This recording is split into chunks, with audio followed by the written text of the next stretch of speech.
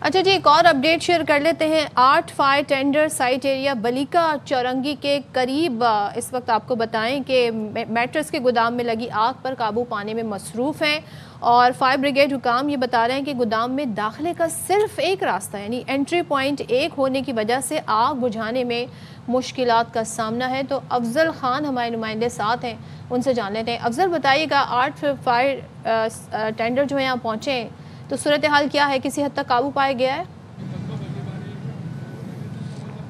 जी बिल्कुल,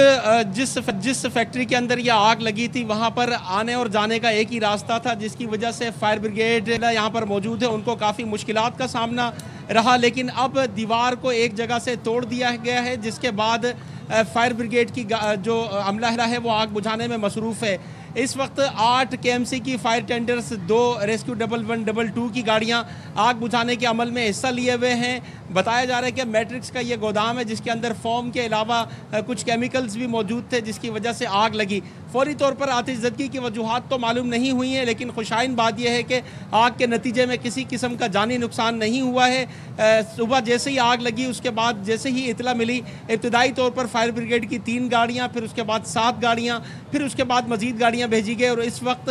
सरे 10 गाड़ियाँ जो है वो काम कर रही हैं। रेस्क्यू 112 का अमला भी आग बुझाने में मसरूफ़ है और जो इर्द गिर्द में वाटर हाइड्रेंट्स है वहाँ पर भी एमरजेंसी नाफिज कर दी गई है ताकि वाफिर मिकदार में पानी फराहम किया जा सके, जिसके नतीजे में आग पर जल्द काबू पाया जा सके। लेकिन कुछ हर्डल्स आई थी क्योंकि कोई रास्ता नहीं था, दुश्वार गुजार रास्ते थे, तंग गलियाँ थी। ताहम अब जो मरकज़ी सड़क पर दीवार थी इस गोदाम की, उसको तोड़कर रास्ता बनाया गया है और आग बुझाने की सड़तोड़ कोशिशें जारी हैं और यही उम्मीद जाहिर की जा रही है कि इस वक्त आप जहां पर खड़े हैं ये मंगोपीर से आने वाली बड़ी अहम शाहराह है, इस वक्त उस शाहराह की क्या सूरत हाल है, ट्रैफिक की क्या सूरत हाल है, जरा बताइएगा। जी बिल्कुल, सुबह के वक्त यहाँ पर मंगोपीर रोड के ऊपर ट्रैफिक जैम की सूरत हाल थी और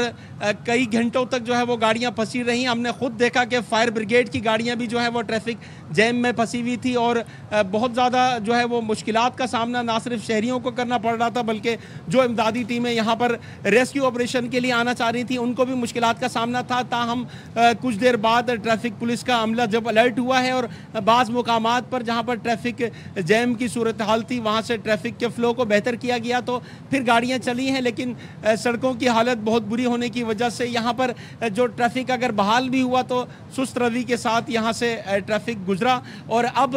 फायर ब्रिगेड की गाड़ियाँ तो आ रही हैं लेकिन जो सड़कें हैं वो टूट फूट का शिकार होने की वजह से उन्हें भी यहाँ पर आने में मुश्किलात का सामना करना पड़ रहा है क्योंकि तंग गलियाँ हैं। बहुत शुक्रिया अब्दुल खान, आप हमें अपडेट कर रहे हैं।